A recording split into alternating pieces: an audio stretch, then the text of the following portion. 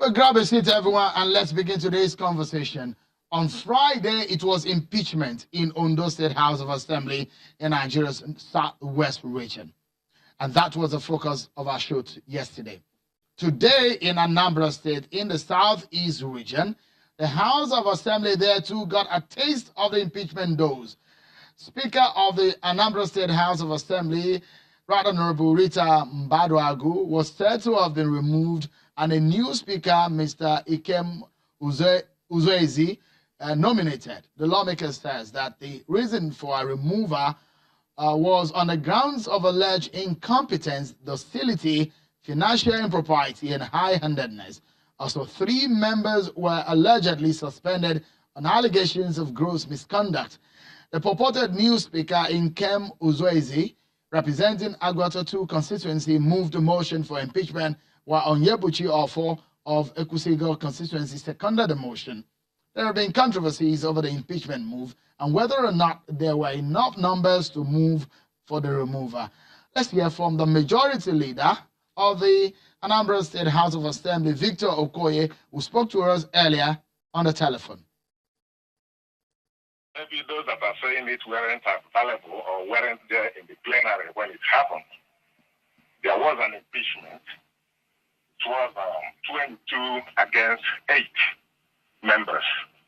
And we have 21 members that signed the impeachment. And though the 21 members were not available, not all of them that were available in the plenary, we have about 19 people that are present when it was going on. So they cannot say because the 22 members weren't all available in the plenary that impeachment did not go through. No. The two-third needed is 20 members, that's two-third. Okay? We had 20 members available during the impeachment period or time. Okay? So one of us was not around. He traveled, but he signed before leaving Nigeria.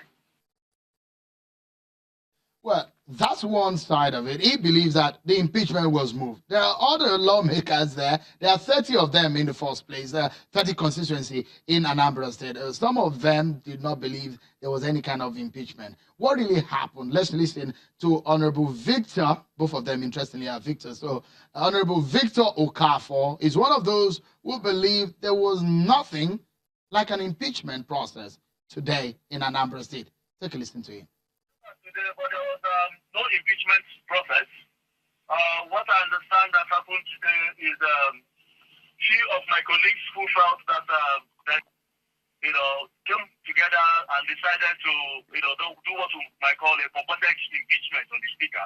But thank God the action failed. It didn't work because we didn't allow it to see the light of the day. They felt, first of all, in the process of impeachment, you must have two-thirds majority of the members of the House, which means we are 30 members in the House of Assembly representing 30 constituencies. But the petition they presented today were signed by 18 persons, which felt Section 92C of the Federal Republic of Nigeria Constitution, which says the only way the Speaker can be removed by office is by votes of not less than two-thirds majority of the members of the House. So it seems that impeachment is coming. And when this is happening, you remember at some point in 2007, in 2011, in fact, around 2003, when impeachment starts in one state, it moves like that. It's like a tornado. It goes around states and you see impeachment happening. So we are around an election period and this is happening again. Let's get a sense of the legality. We've seen situations where people were impeached by less than a quorum. Barrister, Mr. Liberos Oshoma, a legal practitioner, joins us on the program today. Thank you so much for coming on the program today. Yeah, my pleasure, Sharon. What do you make, first and foremost, in Ondo State last week, now in Anambra State? Why do you think this is happening right now? Elections are around the corner, and then there'll be serious. And then you also find out that there are serious issues in almost all the parties, and so to that extent, you see there'll be maneuvering, and then also there's some issues also that will be targeted at the sitting governors and in some cases they feel, the State House of Assemblies are almost, tied to the apron string of this sitting governor, and then the speaker is usually used to do the dirty job. And so once you get the speaker out in some cases, then it is easy to get at the governor. You saw it happen in Edo State. Edo State have been back and forth.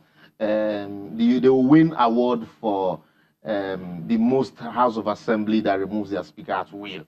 And then you saw it happen in Ondo. Even in Benue at the time, the speaker adjourned the house, and then only for some members to break into the house and then sit and purportedly suspended the speaker, and then suspended some members. And then the moment they suspend those members, then they will form a quorum and then impeach the speaker. But really, we need to sanitize this process.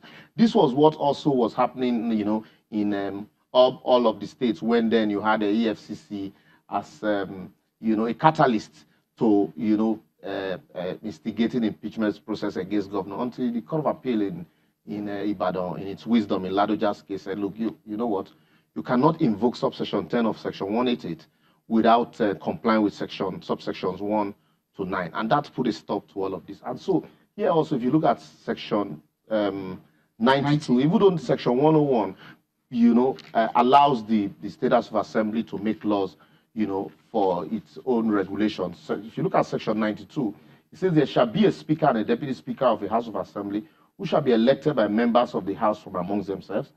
The speaker or deputy speaker of the House shall vacate his office if he ceases to be a member of the House of Assembly, otherwise than by reason of the dissolution of the House, when the House first sits after dissolution of the House, or if he is removed from office by a resolution of the House by vote of not less than 2/3 majority of the House.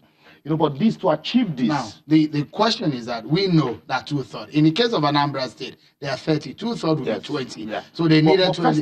The way it starts starts usually, Mr. Oshoma, is that they gather signatures. Yeah. Now, when they gather signature in the procedure and the convention of Parliament, where does that take them? Can the signature means that they've agreed on a dissolution or a removal? No, because because if since the law did not spell out the procedure, but let's assume and adopt the procedure for removal, for impeaching a governor or even a president, one would have expected that because also by virtue of our criminal procedure laws, if you say somebody have committed infractions or impeachable offenses, there's always also opportunity for that person to have a right of fair hearing, to also defend himself. You present these allegations before. I also expected, that's what I'm saying, to sanitize this process. I also expected that the House should, in its wisdom, have a committee of the House to investigate those matters and give the speaker, or whoever the person would be, an opportunity